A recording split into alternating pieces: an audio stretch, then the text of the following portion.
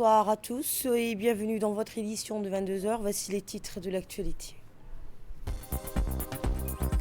Le président somalien a entamé une visite de travail à Djibouti.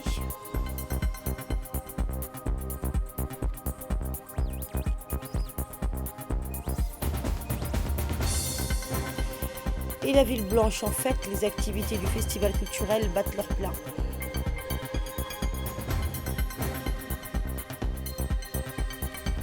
Au Moyen-Orient, à Gaza, le dernier hôpital du Nord cesse ses activités après un raid israélien.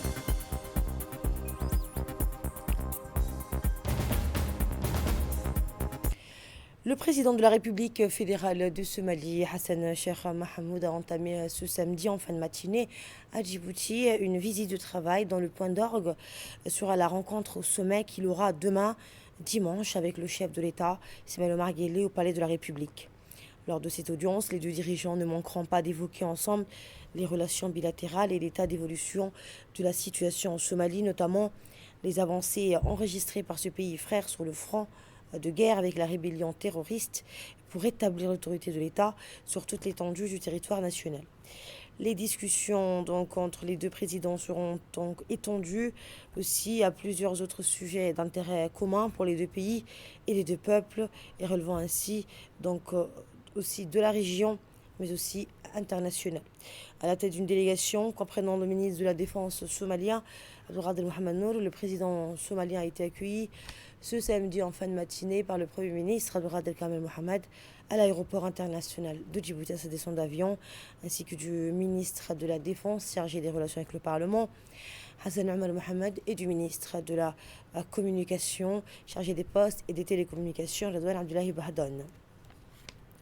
Après un riche échange lors de la conférence débat qui a réuni des experts, des artistes et des responsables culturels, le Premier ministre, accompagné de plusieurs membres du gouvernement et des autorités locales, a pu découvrir à Tadjoura des créations artisanales exposées, les produits allant des objets en cuir ou tissus traditionnels en passant par les bijoux faits main, reflétant la richesse culturelle et les savoir-faire ancestraux de la région. Cet événement s'inscrit dans la volonté de promouvoir l'artisanat local et de soutenir les initiatives culturelles et économiques de la région.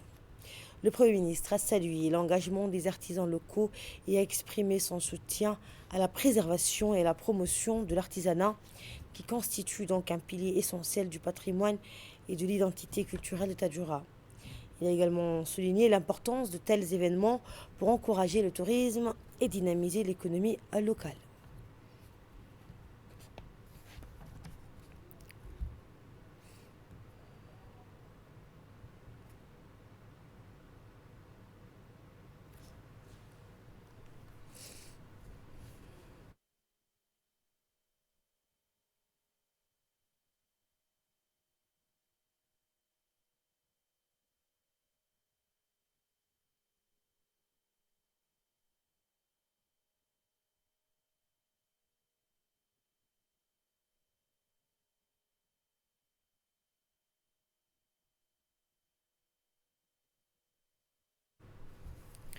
Et nous avons recueilli quelques réactions des participants. En voici une.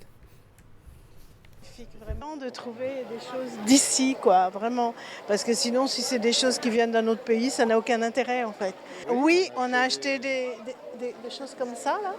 C'est des grands et des petits, pour offrir à nos amis aussi. Et à l'issue du festival culturel de Tadjoura, la deuxième étape des conférences débats ont permis de renforcer la compréhension et la valorisation de Mad'a Afar, une tradition culturelle emblématique de la région. Cet événement a réuni des représentants locaux, des experts et des passionnés de la culture Afar pour échanger des idées et partager des perspectives sur la préservation de ce patrimoine vivant. Les débats riches et diversifiés ont abordé des thématiques essentielles telles que la transmission des savoirs ancestraux, les défis contemporains et le rôle du Mad'a Afar dans le tissu social et culturel de la région. Ces échanges ont mis en lumière les efforts nécessaires pour garantir la pérennité de cette tradition tout en prenant en compte les enjeux modernes liés à la mondialisation et à l'évolution des pratiques culturelles. Ces discussions sont cruciales pour faire reconnaître le Madga à Afar comme un patrimoine immatériel de grande valeur. Eh bien, la création de synergies entre les acteurs locaux apparaît donc indispensable pour assurer la continuité et l'adaptation de cette tradition dans un monde en constante évolution. Et cet incendie qui s'est déclaré hier soir vers 23 heures dans le quartier de Jebel, situé dans la capitale, causant d'importants dégâts matériels. Plus de 40 maisons ont été ravagées par les flammes, obligeant plusieurs familles à évacuer en urgence. Eh bien, les équipes de la protection civile et des services d'urgence, appuyés par les pompiers de l'aéroport, se sont donc rapidement mobilisés pour maîtriser l'incendie et sécuriser la zone. Bien que les secours soient arrivés rapidement, le manque d'espace pour permettre aux véhicules d'intervention de circuler a favorisé la propagation des flammes. Eh bien, les causes de l'incendie restent indéterminées, mais une enquête a été ouverte pour faire la lumière sur cet événement tragique. Nous faisons tout notre possible pour soutenir les familles touchées et rétablir la situation. C'est ce qu'a déclaré le sous-préfet du 3e arrondissement, Haïbé Hared Gedid, tout en saluant l'intervention rapide des équipes de secours. Les autorités locales ont également mis en place un dispositif d'assistance pour venir en aide aux sinistrés. Le député Ibrahim Ahmed Abdoua, de son côté, salue l'intervention rapide des sapeurs-pompiers et de la police nationale qui ont mené des efforts inlassables pour contrôler l'incendie d'hier soir. On l'écoute. Incendie à Jebel, dans notre circonscription. Hier soir, 40 maisons ont été incendiées complètement. Donc ce que nous sommes en train de faire maintenant, je suis à côté de notre sous-préfet et la police de la circonscription, ainsi que les élus locaux qui sont présents actuellement parmi nous. Nous avons, comment dirais-je, recensé avec le préfet d'arrondissement, 3e arrondissement, le nombre de maisons, mais jusqu'à présent, ils sont au nombre de 40.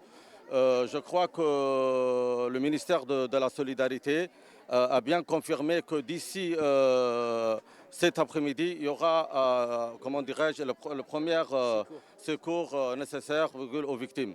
Je suis très content, surtout de l'intervention des pompiers qui n'ont pas ménagé leurs efforts depuis hier soir jusqu'à maintenant. Ils sont même sur le terrain avec les forces de l'ordre, de la police.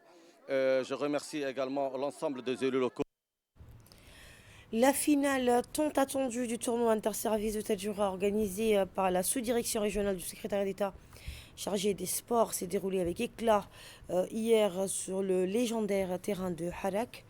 Cet événement sportif a rassemblé joueurs et spectateurs autour des valeurs et l'esprit d'équipe et de la compétitivité, mettant en lumière l'engagement des différents services de la région.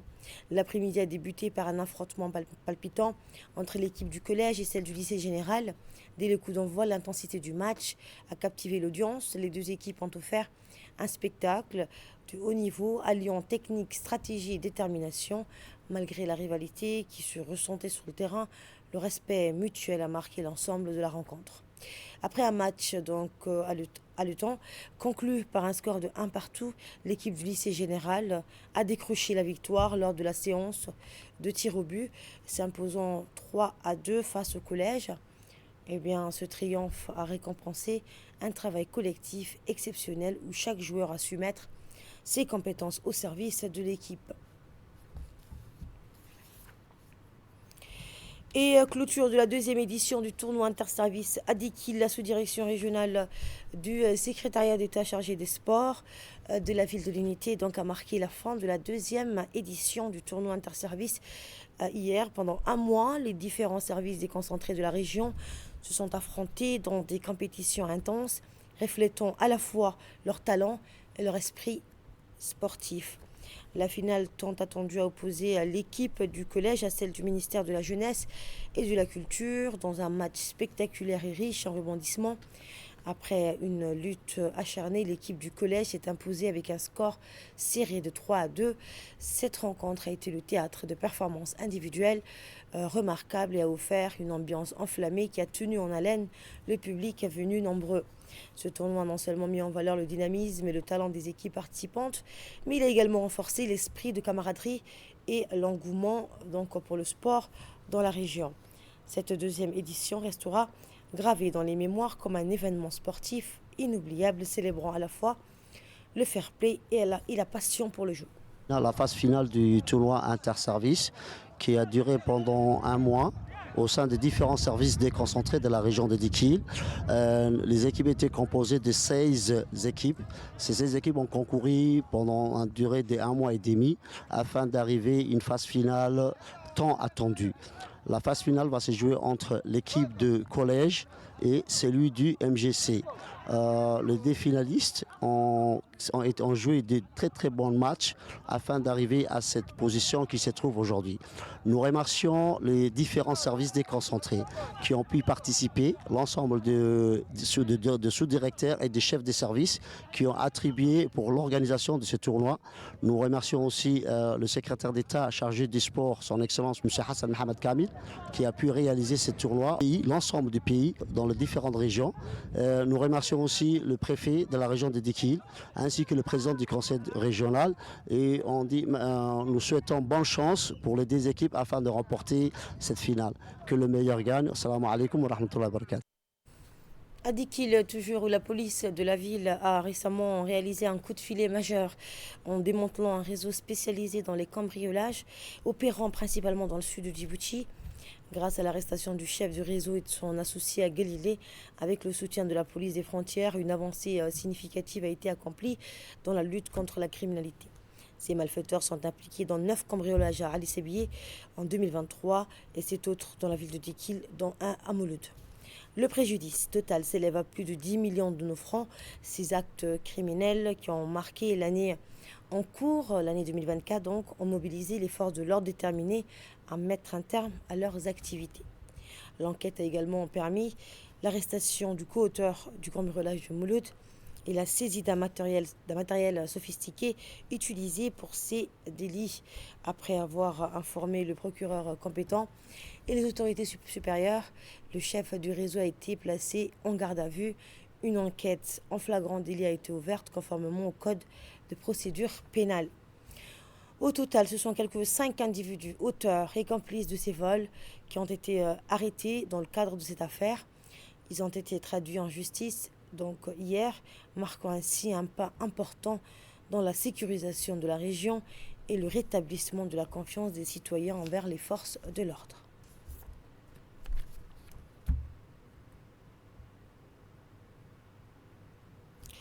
En Somalie, les agriculteurs somaliens reprennent leurs activités agricoles après la saison des pluies d'automne, marquée par des inondations ayant dévasté les champs près de Beledweyne, dans la région de Hiran. Les agriculteurs expliquent que les premières récoltes ont été détruites par les pluies, mais le retour du temps sec leur permet désormais de replanter leurs terres.